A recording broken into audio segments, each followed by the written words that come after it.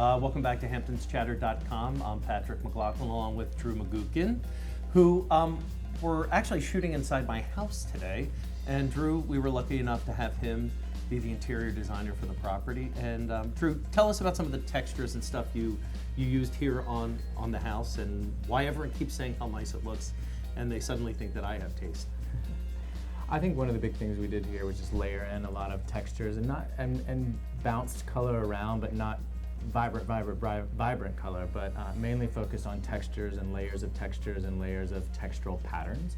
I think one of the things that people really love about this house is that it feels so comfortable and there's a natural elegance to it. And while there was a designer here and the designer's hand, guiding the process, it's not over decorated. It doesn't feel too designed in any way. It's very comfortable. So what sort of trends are you seeing now? Like one of the things you brought here to this house, if you can't see, is wallpaper. And I always thought wallpaper was something that died in the 70s. But, if you watch an old Mary Tyler Moore episode, Mary had really nice wallpaper. Wallpaper of every kind has had a huge resurgence. It's been big for a couple of years. I think it's still big. And I think it's largely due to, I consider myself a child of the 80s. I grew up in a house filled with floral wallpaper and patterns and things, and it went away. But I think a lot of young designers are coming back to just that point of reference from their own childhood and expanding it in new, fresh, and modern ways. So there actually are an unlimited number of really, really interesting wallpapers that are out there. Fun to use. Great texture, great pattern. Now, if someone doesn't want to spend a lot of money and hire someone like you, and no offense, you're not cheap. Drew's not cheap. But if someone wants to decorate their house tastefully and really give themselves a very modern and current look, any suggestions about where they can go? What sort of are there any websites or any stores that you're particularly fond of that aren't a lot of money?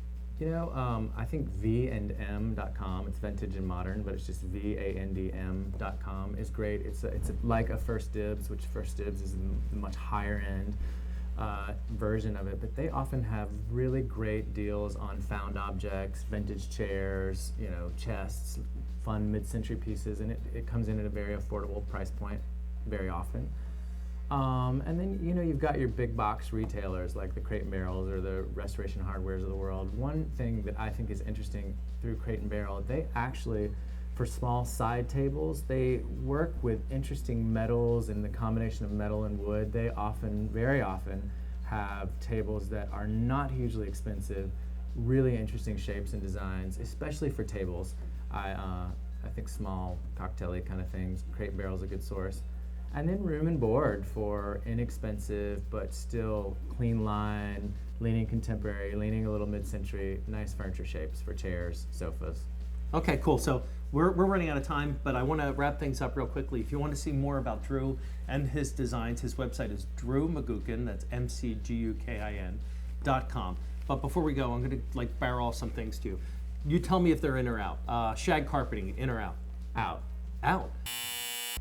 Plastic tables. Out.